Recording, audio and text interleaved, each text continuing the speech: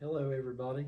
Um, what I have got to present today might, for me, be the funnest thing that I have ever had to present. Um, that is, if it goes as good as it did when I thought it out while I was taking a shower. Uh, I was this all started coming to me in such a way. I've been thinking about it for a long time, and uh, but it kind of just came to be. Maybe this is the time to tell it. I don't know. But anyway, I hope it goes as good as I thought it out. But I'd like to talk about a few things today. First of all, I'd like to maybe try to clear up a few misconceptions before I start. There is this idea, and has been this idea about, and it's been mentioned recently, about not preaching about economics or politics or whatever it might be. That's kind of been a thing, a theme in the message.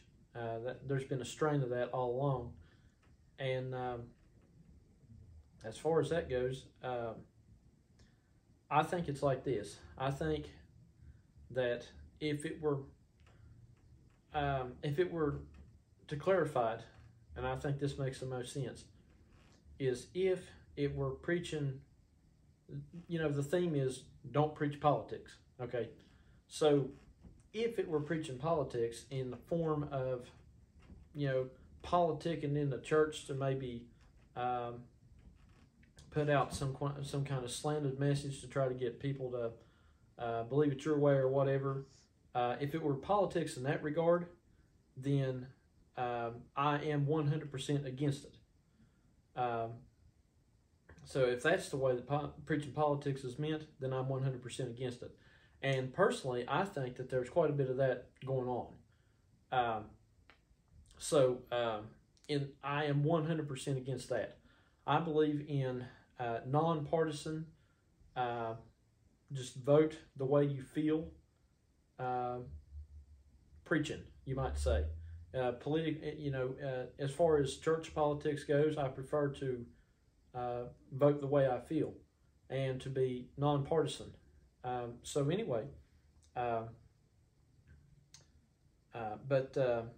But as far as preaching about politics, so let's make a separation here. Let's sort this out. When it comes to if politics is what you're given to try to explain what you're given, what your message is, if it's given to you to explain it through natural politics, then I don't see anything wrong with that. And if anybody does, well, I guess you might want to click it off now, because that's what this is going to be. But there's a big distinction there. There's church politics, and then there's using natural politics to explain what's going on, perhaps in the the church realm, for lack of better words. I don't know what you call it at this point, but anyway, the spiritual realm, I guess. So I know church has become a byword, but only halfway for me. Anyhow, so I hope everybody gets the clarification on that,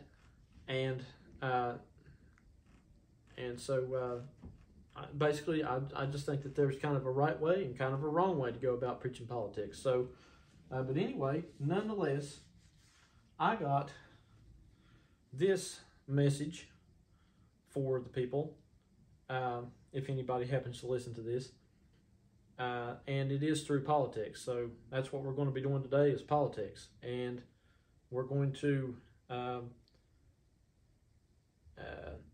probably offend some people. And I guess I know this might sound bad, but over the years I've kind of almost grown to enjoy offending people more than making them happy. I don't know. I just somehow I enjoy offending people. I guess not. I didn't really want it to be that way, but that seems to be my my course that I've got to run. So I've just kind of gotten used to it. But if it offends you, it won't offend me. If you're offended, and I'm sure I will. So anyhow, sometimes you gotta think a little bit before you get into something. It's hard to just start off preaching. Anybody preaching knows that. That's something I think anybody can agree on. Anybody that has to get up and talk like this, it's hard when you first start off, and then you kind of smooth into it. So anyway, I hope I can get this out. Like I said, I hope I can get it out as good as what it was in my mind while I was in the shower, because it was anyway. Okay, so what I would like to talk about, I would like to name this one spiritual infrastructure.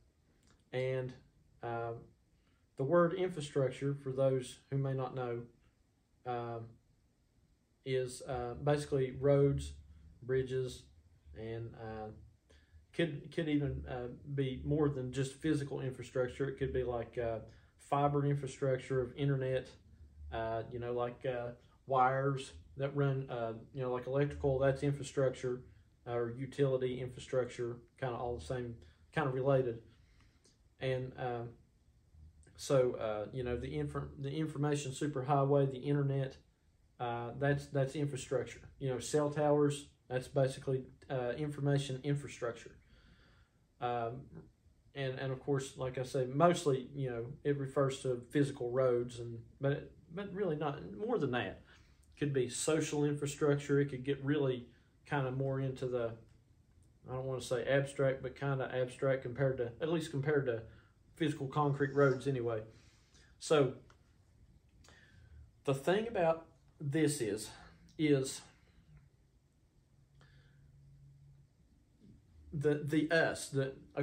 U.S., the United States is, U.S., us, okay? And furthermore, it's right in the middle of the word Jerusalem, Jerusalem,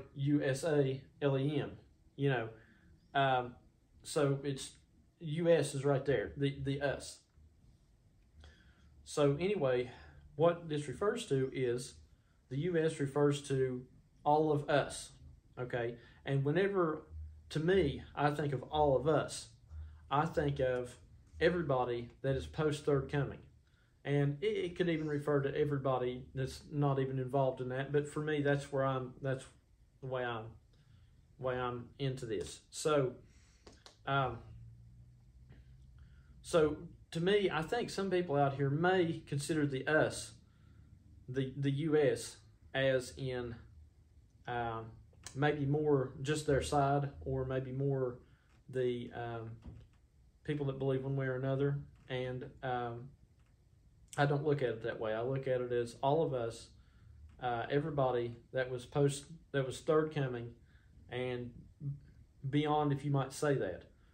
So I believe I would. So anyway, so given that I've defined who the U.S., who the us is, in the natural U.S., that means everything is going to type from the natural United States, what's going on, to the us in the spiritual. Okay, so, so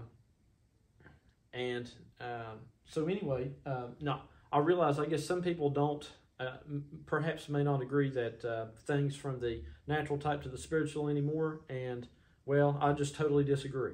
So, moving on.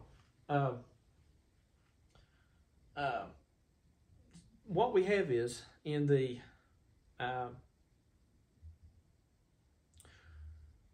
well, maybe to clarify that, let's just say that it used to be that it wasn't a hard thing for anybody to figure that the natural type to spiritual. That didn't seem to be a hard message to put out back in the day. And now that seems to be called into question at the very least. So, or it tends to be politicized, in my opinion, and slanted. So that oftentimes some people can use that whenever it's convenient for them and then demean it when it's not. That's what I have found. But anyway, moving on. I try not to be too nasty. I try not to, no, a better political term for it would be I try not to sling too much mud. But that's the political term for it. But anyway, so what the great debate in the United States naturally is right now is over infrastructure, over this Build Back Better bill. Okay, that's what the whole great debate is over. This and has been over for a long time. They want to, the Democrats want to put out a bill that is like $1.7 trillion, and it's going to reform infrastructure as we know it. It's going to, fix the some towards fixing roads, but I guess perhaps reimagine to some degree, or fix what needs to be fixed perhaps, and bring us up to date, and then to maybe reimagine how infrastructure is even done. I don't know exactly. I don't know the details on it exactly, but I know it's something to that degree. So, and it's called the Build Back Better bill. Okay. So that's exactly, that's the great debate in the natural United States. In the spiritual us, the great debate is the exact same thing, because the question is, are we going to vote for, as all being senators, as all the preachers and everybody out here, everybody that has anything to do with this, or preacher or not, or anybody, people, whatever, they are essentially congressmen and senators, and we each vote for what we think is right, or whatever. Perhaps, maybe it's more politically biased, but nonetheless, it's a vote from people to vote on what they think is right in concerning the messages that are coming forth. That's the House of Representatives and the Senate chamber and Congress, that the great voting chambers of the us in the spiritual is all of us, everybody from both sides of the aisle. That includes. That's in the natural, it's Democrats and Republicans. In the spiritual, it's Democrats and Republicans. Okay, there are spiritual Democrats and Republicans out here, and I'm going to explain that. And I typically, every time I bring that up, that offends people, but it's going to be what's going to be. So anyway, I won't apologize for. I'm not going to make apologies for what I have to say anymore. And really, when it comes to, I kind of thought that it was mentioned a while back. It was talking about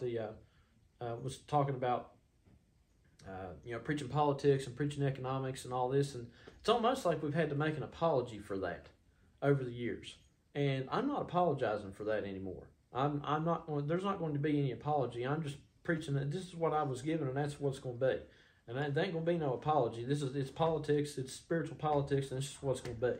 Like I said, I done made the distinction between the two. There is a bad version of it, but there's also a version that comes straight from the throne, if I could call it anything, the throne of the mind, or what, however it works,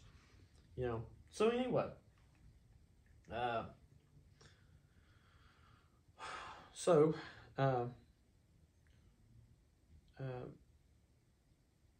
anyway, what was I talking? Oh yeah, spirit. Okay, so what we've got here is, like I said, we've got spiritual Democrats and spiritual Republicans, and that's exactly what we have amongst this group here, amongst all of us. Because see, what you have here is if you think about the spiritual infrastructure bill, what is that? what is the Build Back Better bill? To me, that's not hard at all. It's obviously the message of the Love Divine Aquarius side. Okay, that is the whole theme of it. I mean, people are going to be like, debate me on it. I'm like, it's completely obvious. I mean, so Build Back Better, to change the whole infrastructure of things, however, that is what the Aquarius Love Divine side of thought of the third coming, post third coming world. That's what they believe. They believe they want to change the infrastructure of the whole thing, change how it moves, how it thinks, everything. And so anyway, so that's what we're debating here. That is the debate. Is the Build Back Better. It's build back from, I guess, Pisces better into Aquarius. That's what it is. That's the Build Back Better bill in a nutshell. Okay, it's plainly, blatantly obvious, and that is what in our great halls of Congress here, in our great voting halls in the House of Representatives and in the Senate of the spiritual us right now. That is what the great debate is over, and that's what it's been over for a long time. So, anyway, the question is, are we going to vote it in or not? And what I find is this. See, I think the idea is that, see, here again, the spiritual and the natural type perfectly. Because the way the Democrats sell it, and yes, I did just make all the Love Divine Aquarius side of it, I did just make them the Democrats, because spiritually they are the Democrats. Now, they might be the biggest Republicans in the world, okay, but spiritually speaking, they are Democrats. They are the liberals of the two. There's no question about it, okay. They are the liberal side. You got the Democrats are liberals, the Republicans are conservatives. Okay, well, it's obvious that the Aquarius side of this, the Love Divine side, is the Democrat liberal side. In comparison, I mean, what are we debating here? Conservative Pisces versus liberal Aquarius.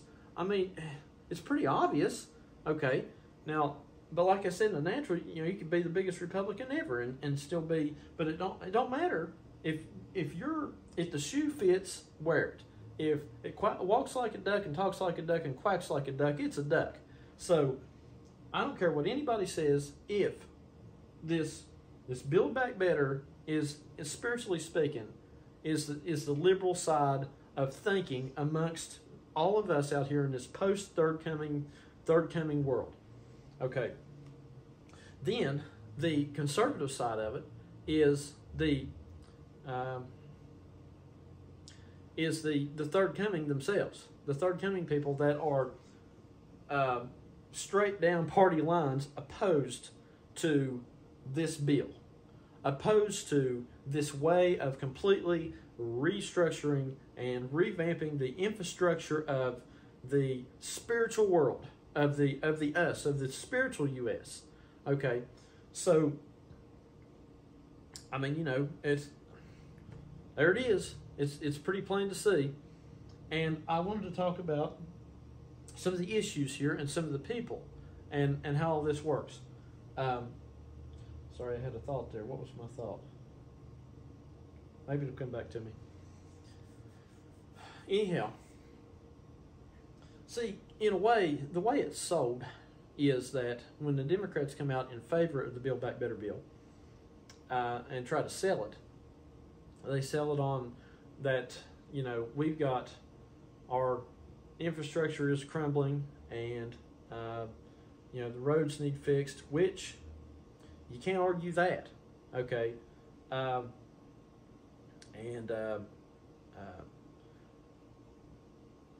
cetera, et cetera, et cetera. Then revamping, more gets into revamping. I think more so, that's, to me, what I have seen of it is that's kind of sidelined. The old infrastructure, the funny thing about it is the potholes in the roads that really do need fixed is kind of not so much the big push.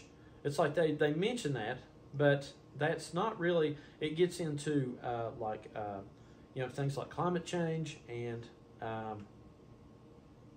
lot of other things. Well, I guess climate change to some degree. That's kind of, it's like social reform, social infrastructure. It's all things included.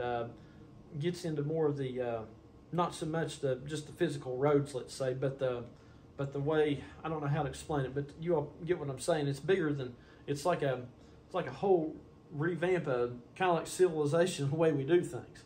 Okay, so it's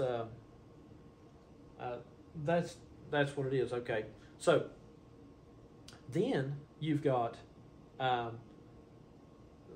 kind of the counter argument to it is that, and really this whole thing's kind of been going on, I think, kind of with maybe with the stimulus and different things. This is kind of like been going on for a while, this thought process, because it's, regardless if it's the Build Back Better bill, the general theme of the Democrats is change, and the general theme of the Republicans is not change. It's okay. So anyway, this is just a one way of looking at a broader perspective. But anyway, so the what we have been experiencing in the U.S. is, for those of you who are not here, is high inflation. And, you go to the grocery store and everything is way more expensive than it was. It's like 10-20% more expensive than it was. Gas prices higher, everything's higher, the cost of living's higher. And so, anyway, we've already got that problem.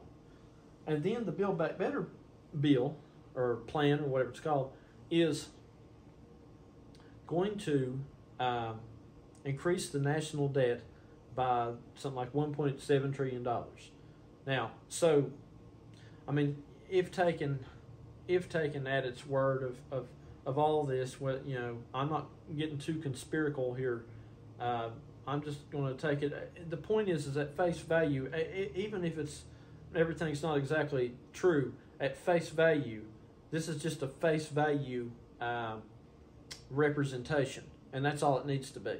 Okay, so if we kind of take it at face value, you can debate what's really real or not, but at face value, this it's the type fits. The type works that way, and that's how it's supposed to work. Okay, so I wanted to kind of throw that in, but if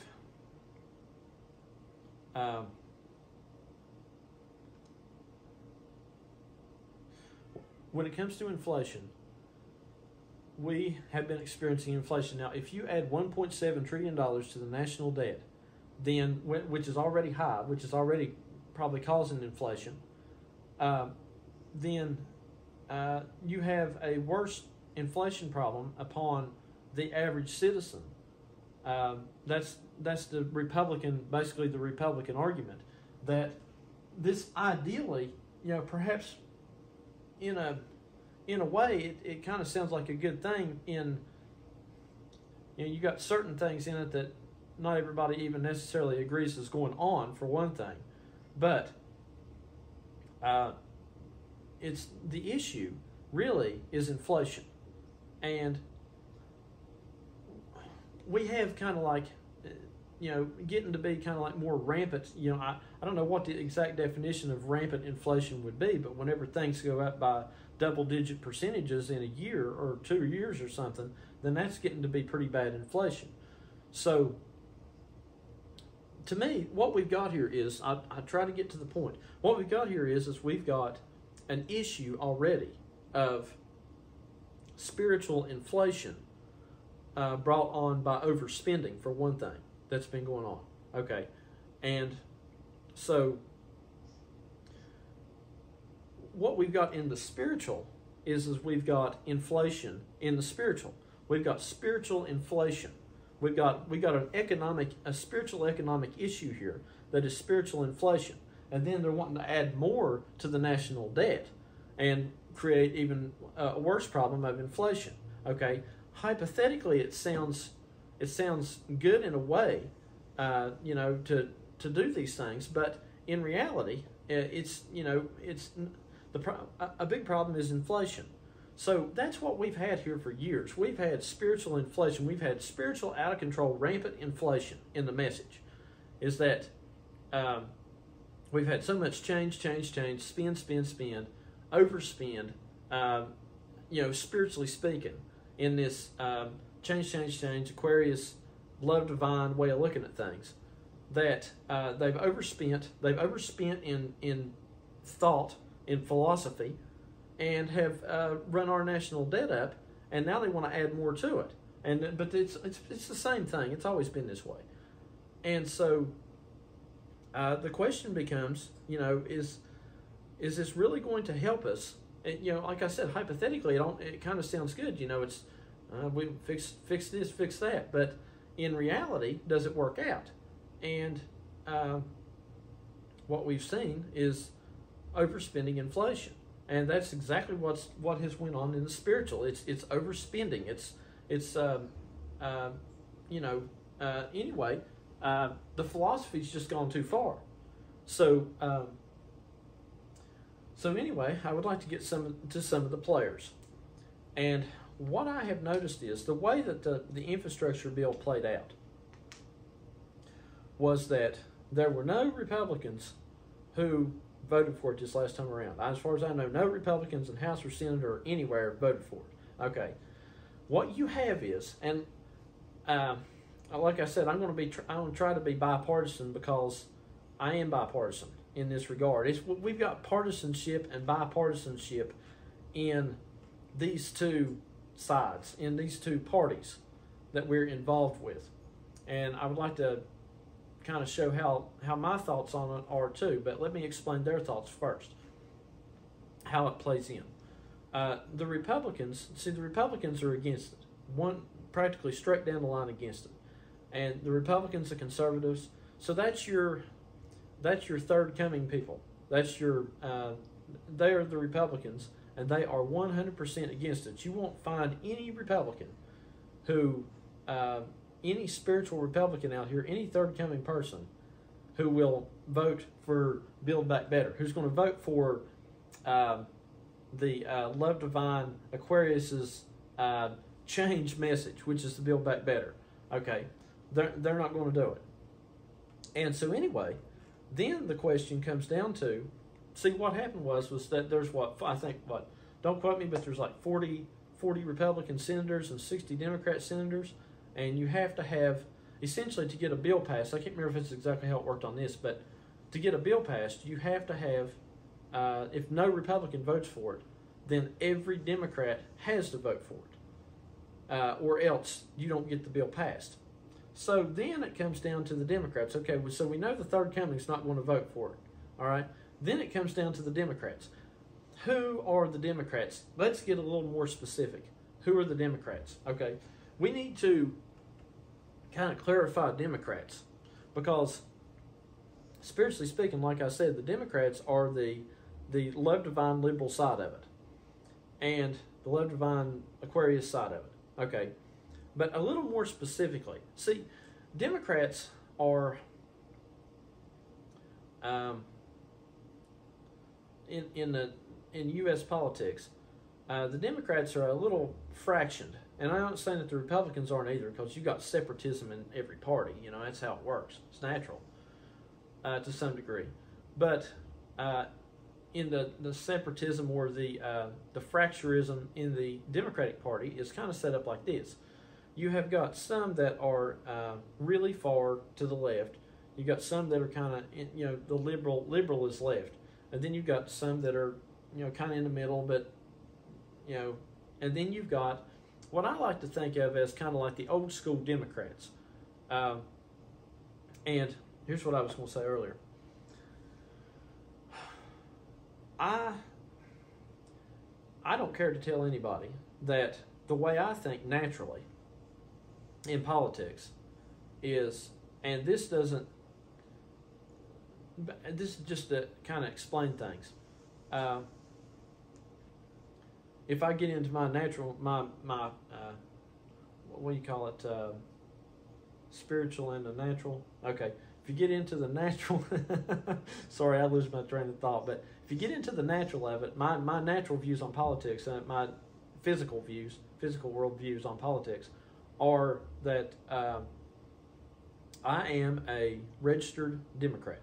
Okay, so, but when it comes to American politics, at least, I do not.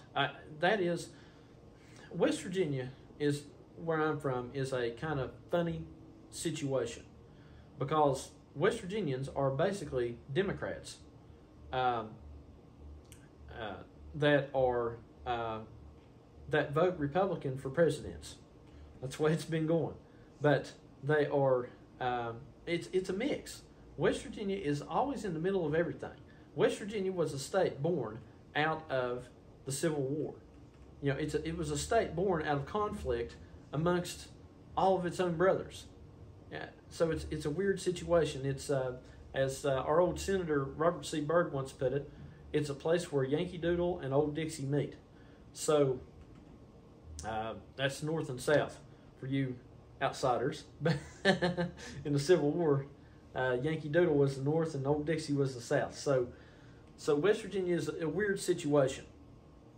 And I kind of joke about it's kind of a place where we are for the right to bear arms and also raising the minimum wage, which are typically two opposing sides put into one. But anyway, because I guess most people, even Republicans, might be for raising the minimum wage now. But anyway, more than they used to be. But anyway, so we have a situation here to where it's kind of like it's not liberal Democrats, but it's Democrats, because you had kind of like the old school Democrats, and then you have now what we have is liberal Democrats, which are pretty much the majority of the Democratic Party. And I think what it is this. My views spiritually are pretty much the same as they are politically in this regard, naturally politically, in that, Republican third coming views are basically that you keep it the way it is, you fix what you got, and if it needs fixing, you fix what you got, and it's less inclined to change. It's less inclined to it's conservative, economically conservative, and don't overspend. And the national debt is a big problem. We've got to deal with this, and that would be the best way to solve a lot of our other problems. Okay, which is a very good idea. That's a very good. We certainly need people to look at it that way, and that's why I say that spiritually speaking, we certainly need people to look at it that way. When it comes to the philosophical inflation, we've got philosophical, spiritual inflation with this Aquarius love divine message. That's exactly what it is. It's philosophical overspending. It's philosophical and it's counterproductive. It's counter. It sounds good. Let's spend 1.7 trillion and revamp everything, but that turns out to be create inflation and to probably be a national security threat, because when your debt is so high, that's a national security threat. So, or could lead to one. You're in a weakened position. If you're in a weakened position economically, then you're in a weakened position militarily and defense-wise too. So anyway, but let's define Democrat. Okay, to me, Democrat and the Aquarius love divine side of it, in a way, go hand in hand, because, see, the Republican third coming side did not want to, their position is to hold the fort, essentially. And it all goes back to ancient Israel. Ancient Israel, Judah, their position was to hold the fort, keep the temple in tune and keep your temple duties, do all that, and that's their position. That's what they're supposed to be doing. And so, and I don't even really disagree that the Love Divine Aquarius side of it, they're not doing what they're supposed to be doing, because they absolutely are. They're playing their position, but that doesn't mean that I necessarily have to agree with their position, let's say. So anyway, but what the essential split of the of things was over was, are we going to change, or are we going to stay the same? Essentially, I mean, it's as simple as that: change or stay the same. Okay, so everybody that changed over,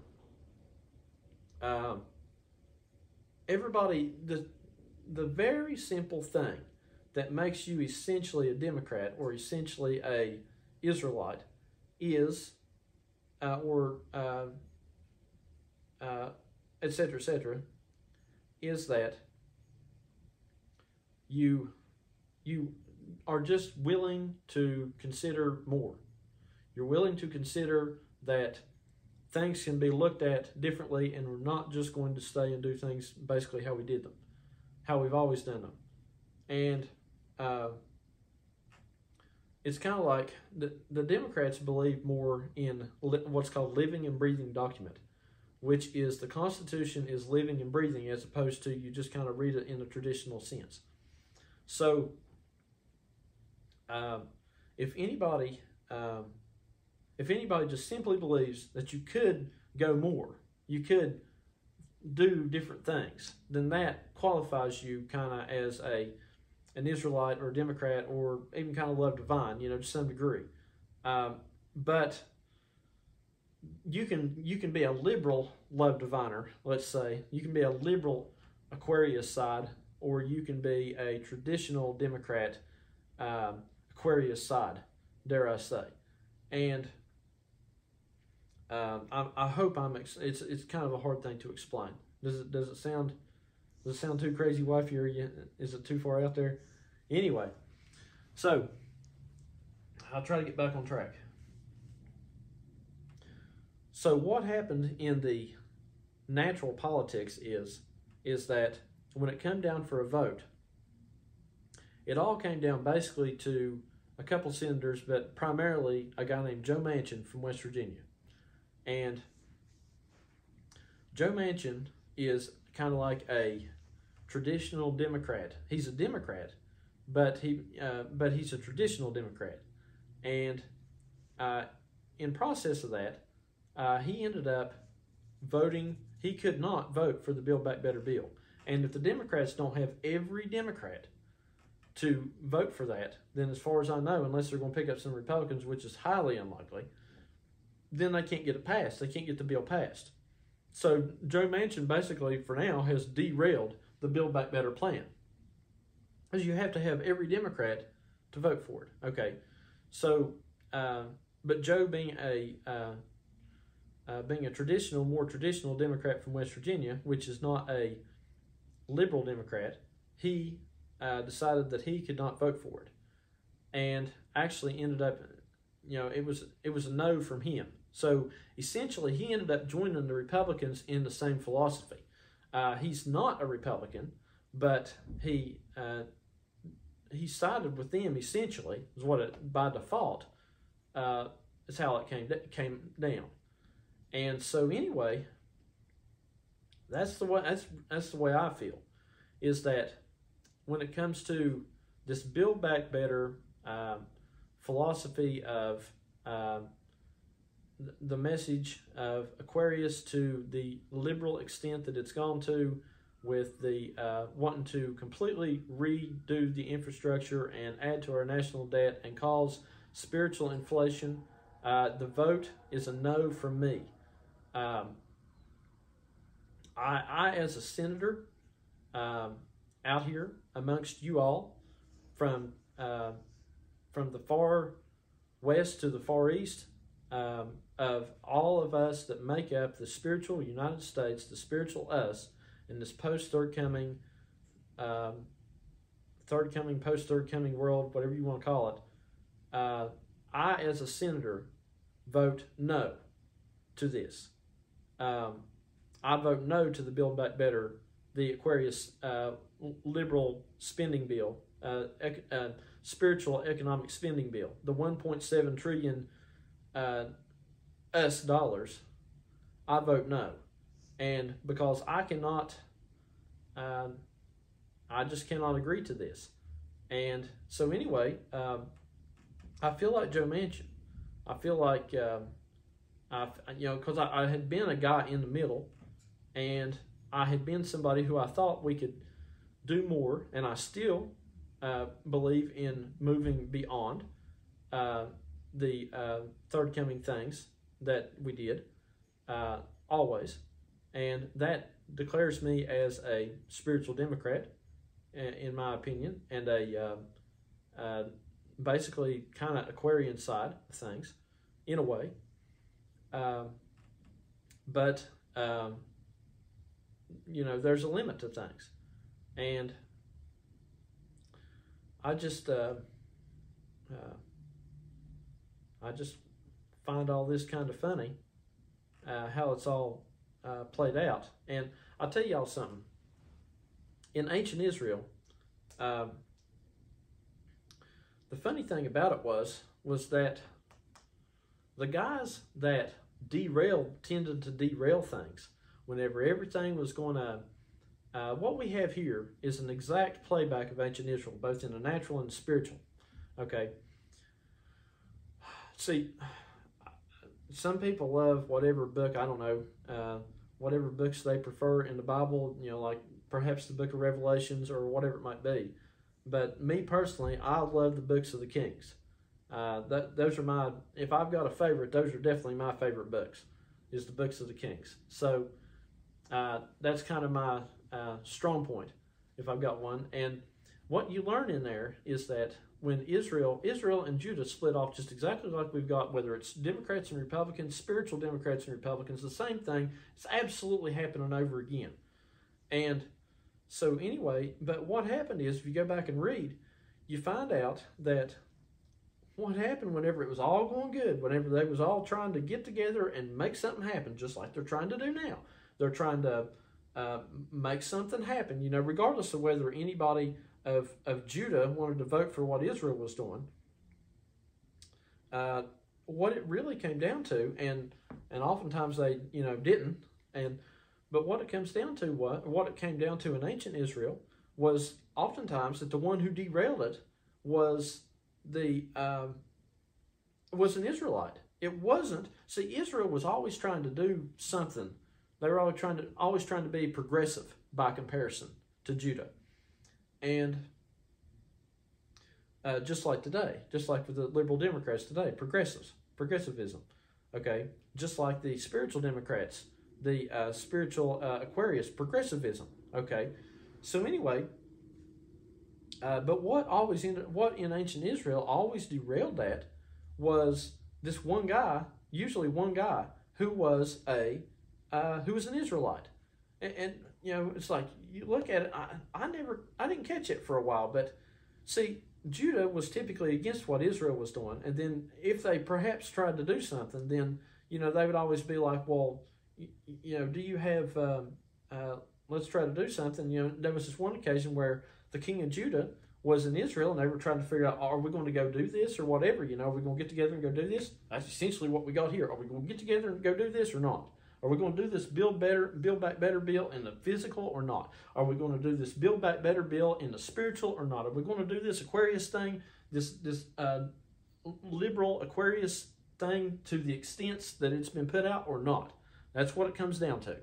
Okay, so whenever back in ancient Israel, whenever, the king of Judah comes up, and the king of Israel and the king of Judah are there, and, they're like, well, call up all the prophets, call up all the senators, call up all these people today who have anything to do with this message, and let's see what they got to say about it, and then we'll make a decision on what we're going to do. Okay.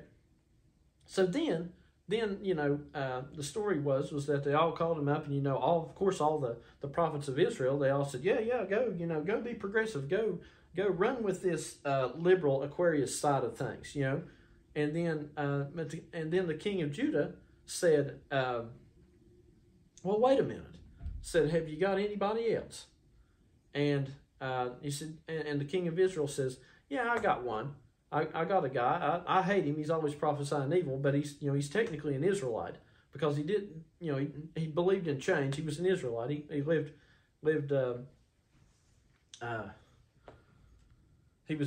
in Israel. So so they call him up, and he didn't prophesy good about it, and he basically derailed it. And, the king of Judah, he couldn't, I remember William Branham talking about that. He said, the king of Judah, he just couldn't be fooled. And, he couldn't, he was a little bit spiritually minded. And he said, well, maybe we ought to call up another prophet if something didn't just sit right with him. And so anyway, they called up that last Israelite, and because nobody even talked to him hardly. It's just like, well, this guy, he don't go along with us all the time, so we're just not even going to talk to him. We'll just kick him out of our, we just won't have nothing to do with it if we can help it. And so anyway, but the problem was that he was spiritual and he was a prophet. And so anyway, they had to call him up. The king of Judah knew better, and he said, well, we got to call him up anyway because he's spiritual and he's a prophet. You can't just sweep him under the rug. So anyway, and he was an Israelite. He was the king of Judah. This guy was an Israelite. So anyway, they call him up. He derails the whole thing. That's exactly what we've had with Joe Manchin. Joe Manchin in the political is an Israelite. He's a Democrat, but they called him up. The one guy that they don't like, because they definitely don't like him now, because he was a traditional Democrat. They called him up, and he derailed the whole thing. And he derailed the progressivism of the day. And as far as I can tell, that's what we've got here in the spiritual too, is that not all of the people out here that believed in some change to some degree are going to vote for this. And I am not going to vote for this. And so, as far as I can tell, it can't get done as is. It can't get done in the form that it's put out as is, because it requires my vote, and I vote no. And because I'm a part of this, and I tell y'all something else. Joe Manchin derailed that. He was the guy in the middle. And I'll tell y'all something else. And I don't know, maybe this will offend some people, whatever. But I kind of know who the players are. I tell you what gets me. If anybody will see this, I don't know. But people, I have laughed over the years so much that people, I remember whenever I preached back in the day down there in Dayton, Ohio, and I'd have all this war stuff, and just stuff would just come to me, and I could see everything that was going on, and I could pick out the players, I could put what was where. It was pretty undeniable, and everybody was like, yeah, that's the truth. And somehow, I find it funny that somehow in the past 10 years, have I lost that ability? I don't believe so. I have the same abilities then as I've got now, and people make me laugh because they today are trying to hide what trying to hide, and I'm like, this is blatantly obvious. What are you doing trying to hide from me? I know who you are. I feel like Elisha. I believe it was Elisha.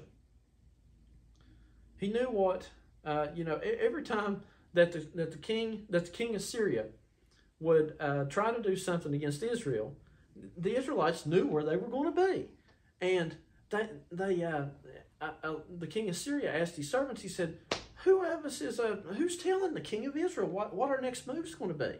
And they said, nobody. None of us are telling him.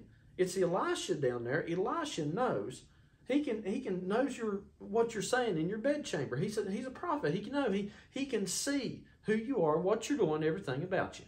Okay, so he was calling and telling the king of Israel. He said, "Have your men here, whatever." I don't know the whole. That's. I realize that's my books, the books of the king, so I should know that. But but anyway, he was. I'm pretty sure the story was he went and talked to the king of Israel and he said, "Just have your men here, because Syrians is going to come here." And they were ready and waiting on him, and the Syrians never could get anywhere with them. So Elisha knew what things were going to be doing. He knew what the king of Syria was saying in his bedchamber. So I kind of feel like that I've got that ability, that I know what people are, I know what their thoughts are, I know what they're doing, I know what their tactics are, I know where they're going to be before they're even there. And then people are like, they think they can hide from me. And you just can't do it. I mean, you couldn't, nobody was hiding from me in the days of the message. I knew what they were doing. And nobody's hiding from me today. I know what people are doing here. I know who everybody is. I know who all the players are. Once I figured out who all the players are, it made it real easy. And you can't hide from me. Y'all think you can hide from me, but you can't hide from me. Okay? So, I'll tell y'all something else. I'd like to give a little bit of a shout out to somebody too. And I might not mention him by name, but I had a dream a while back about this character out here, and I won't repeat the dream, but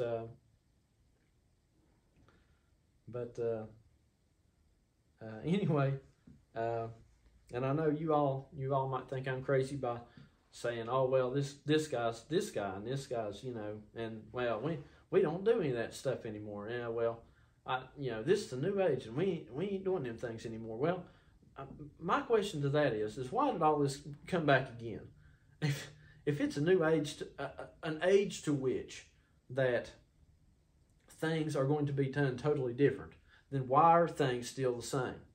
Okay, nobody's going to answer for me on that. I'd like to hear. If anybody hears this, I'd love to hear what somebody thinks of how that works.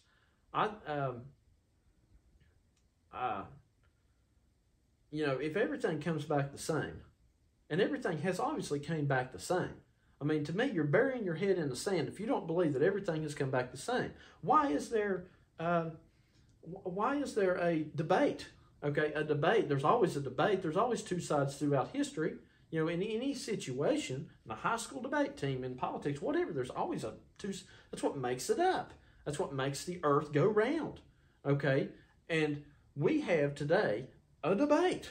Okay? Well, why did debate come back if we are doing something totally different now, going into an age of totally different, and yet the same things that have always some of the same core things that have always existed throughout all ages are still here right now. Okay? And they're not going anywhere. Now, there will be a connotation of Aquarius upon this age that will be like the connotation that Pisces had on that age and Aries had on that age. But there were certain core elements and things that persisted throughout all ages. Okay? And it will persist even into the age of Aquarius. That's why we still have these core basic things going on. We just have it in now, instead of the church trying to rule everything, now we got essentially science and humanitarianism trying to rule everything. Okay, that's Aquarius. That's rational thinking or whatever, trying to rule everything. Okay, that's the way it is. Fine, good. For the next 2,000 years, that's cool. Well, we've done church for 2,000 years. Well, we might as well do science for 2,000 years. Okay, I think it's just as oppressive as church is, but that's what we got to do. Okay, so anyway, but I would like to give a shout out to Mitch McConnell. Mitch McConnell is there were two people that derailed, have currently derailed the Build Back Better bill of the Democrats. And that was Joe Manchin, and then there was another senator from Arizona. I think her name was Kristen Sinema. but mainly Joe Manchin on that one, I think. And then the other would have been the leader of the Republicans, because no Republicans voted for it. So the previous Senate Majority Leader was a guy named of the Republicans, because they don't have control of the Senate now, but the Senate I guess it would be the Senate Minority Leader, which would be the Republicans in this case, is Mitch McConnell from Kentucky. And as far as I can tell, this Build Back Better thing is being derailed from West Virginia and Kentucky. And I'm not going to mention any names, but I see the players, and like I said, you go back to ancient Israel, and it was the king of Judah. The king of Judah knew something wasn't totally right. He knew. He knew. Hey, you Democrats got any other Democrats? You people, you Aquarius leaning people, you got any other people in this new age that maybe we ought to confer with? He knew, and the old king of Judah, they couldn't fool the old king of Judah. It's what William Branham said. He said they couldn't fool him. He was spiritual and he knew better. And I'd like to give a shout out to the old king of Judah, old Mitch McConnell down in Kentucky. So anyway, I hope I've offended everybody I can offend, and I hope there is. My wife's giving me the like, oh. Let's see. Let's see. I've offended everybody I wanted to offend today, I think, and so anyway, I hope I didn't leave anything out. I hope you all get the general idea of what I'm saying, and see how things play from the spiritual to the physical.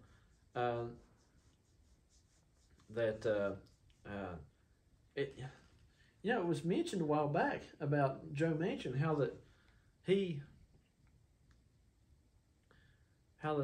really kind of saved a situation that he was being led spiritually, basically, to do what he did. And I think that's what we've got here. I know that people can't imagine that in their liberal mindset right now, their spiritual liberal mindset. They can't seem to imagine that. But I think that's absolutely what we've got going here, is that we've got to have somebody because it was like, I believe it was Mitch McConnell who said that the two Democratic senators who wouldn't vote for it were the more reasonable ones. And I think there's got to be some reasonable people out here that believe that you could go beyond the third coming, but won't vote for this out of control liberal philosophy of the Democrats when it comes to this stuff, when it comes to this spiritual, out of control, far left liberal philosophy on the message. And I know, of course, they don't see it that way, but it's pretty obvious to me. And so anyway, I think that's it. Peace.